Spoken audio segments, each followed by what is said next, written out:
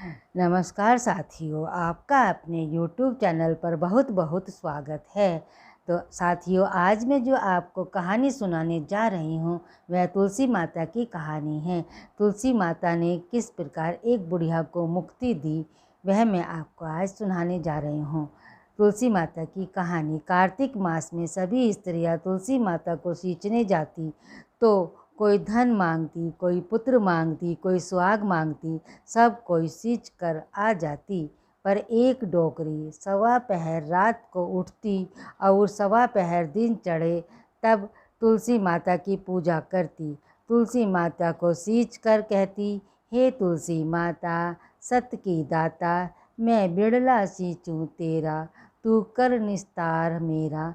तुलसी माता बहू दीजिए, बेटी दीजिए, पोता दीजिए, लड्डू दीजिए, पीताम्बर की धोती दीजिए, गहना दीजिए, घी का घड़ा दीजिए, मीठा मीठा खीर और पूड़ी दीजिए, दाल भात का भोजन दीजिए, धन दौलत दीजिए, बेटा पोता को काम दीजिए, तुलसी को पत्ता दीजिए, मुँह में गंगा जल दीजिए, सूरज की साख दीजिए, जल यमुना की नीर दीजिए, ग्यास का दिन दीजिए, मरु तो बैकुंठ में वास दीजिए, चंदन को दाग दीजिए, मरूं तब आप श्री कृष्ण जी का कंधा दीजिए। ये सब बातें वो तुलसी माता से रोज़ मांगा करती थी। हर हर करते बैकुंठ जावे रोज़ इतना कहती। उस डोगरी की इतनी सारी बातें सुन सुनकर तुलसी माता सूखने लगी। तब भगवान जी आए और उन्होंने पूछा कि आपको सभी स्त्रियां आकर उगाती हैं और पूजा करती हैं, सींचती हैं, तो भी आप सूख रही हैं, ऐसा क्या हो गया? तब तुलसी माता ने कहा कि आप मेरे मन की बात मत पूछो। तो भगवान बोले कि अगर मैं नहीं पूछूंगा तो कौन पूछेगा? तब तुलसी माता ने भगवान से कहने लगी कि एक डोकरी माई आती है और रोज़ इतनी सारी मन्नत मांगती है, पर मैं सभी मन्नत को पूरा कर दूंगी, फिर भी मैं आपका कंधा कहाँ से दूंगी? भगवान ने कहा कि जो किस्मत में होगा वैसा ही होगा, आप सोचिए मत और हरे भरे होकर फूलिए।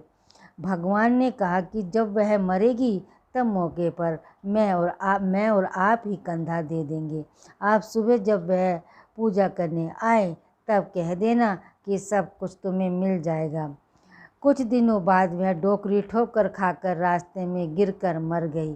पूरे गांव के सभी लोग आए और डोकरी को सभी लोग धर्मात्मा मानते थे। उसको तुलसी जी की डोकरी कहते थे। उसके परिवार उसके पास नहीं रहता था, इसलिए गांव वालों ने ही उसके अंतिम संस्कार करने की योजना बनाई और उसे नहलाकर जल बैकुंडी पर बिठाने के लिए उसे उठाने लगे।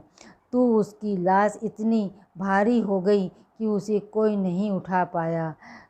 तो लोग देखकर लोगों ने तरह तरह की बातें करने लगे, कहने लगे कि यह इतना पूजा पाठ करती थी, हर समय माला फेरती थी, इसलिए यह इतना भारी हो गई है। वही पूरे गांव में चर्चा होने लगी कि डोकरी माई कोई भक्ति नहीं करती थी, यह छल कपट करती थी। हम जिसे धर्मात्मा समझते थे वह पापी है, जो कि किसी से भी नहीं उठ पा रही है, हर समय माला फेरती थी, इसलिए इतना भारी हो गई है। पूरे गांव में इस बात की चर्चा हो गई कि डोकरी कोई भक्ति वक्ति नहीं करती थी, छल कपट करती थी। हम जिसको धर्मात्मा समझ रहे थे वह पापी है, जो कि किसी से भी नहीं उठ पा रही है। इधर भगवान ने सोचा कि मेरे भक्तों की निंदा हो रही है, इसलिए भगवान ने बूढ़े ब्राह्मण का वेश धारण करके और वहाँ पर एकत्रित लोगों से पूछने लगे कि यहाँ पर इतनी भीड़ क्यों लगाया गया है, जिससे लोग कहने लगे कि यह डोकरी माई मर गई है और पापिन थी, जिससे वे किसी से उठ नहीं रही है, सब उठा उठा कर उसे थक गए हैं। तब ब्राह्मण ने बोले कि मुझे एक बार डोकरी के काने में कुछ कहने दो, फिर वह देखो उठती है या नहीं। तो सभी लोगों ने कहा कि आप भी प्रयास करके देख लीजिए। तब भगवान ने डोकरी के कानों में कहा कि हे डोकरी माई, देखो मैं आ गया।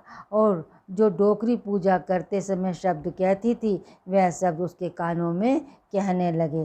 तू बिरला सीचू तेरा, मैं करूँ निस्तारा मेरा।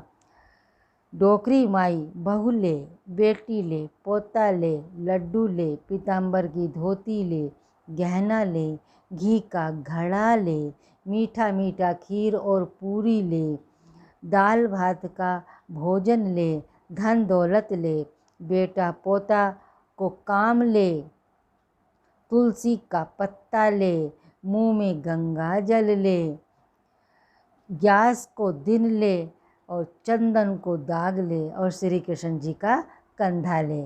इतना सुनते ही डोकरी हल्का हो गई। भगवान ने बोला, आओ और उसको उठाओ। भगवान ने हाथ लगाया और डोकरी उठ गई। सबको आश्चर्य हुआ। उसे खूब धूमधाम से ले जाया गया।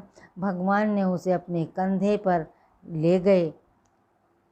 भगवान जी उसे अपने कंधे पर ले गए। पूरे गांव में डोकरी की चलावा बहुत ही अच्छा निकला, जिससे उसकी मुक्ति मिल गई और वह बैकुंठ में चली गई। सभी लोग देखते रह गए।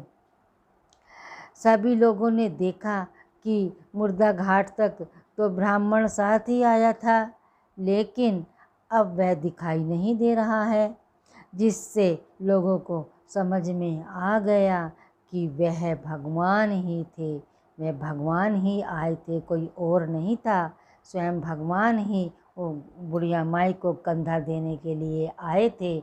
हे तुलसी माता, उसकी मुक्ति जैसे तुमने उसकी मुक्ति कराई, उसी तरह सबकी मुक्ति कराना। सबको भगवान का ही कंधा मिले, सबको स्वर्ग देना। इस कहानी में किसी भी जानकारी और विश्वसनीयता की कोई गारंटी नहीं है। ये जानकारी मान्यताओं, धार्मिक पौराणिक लोक कथाओं के माध्यम से दी गई है। इसी प्रकार की धार्मिक, पौराणिक, आध्यात्मिक प्रेरणादायक शिक्षाप्रद कहानी सुनने के लिए हमारे चैनल को सब्सक्राइब करें। कहानी अच्छी लगी हो तो लाइक करें और वीडियो को शेयर करें। जय श्री राधे कृष्ण। हरि ओम।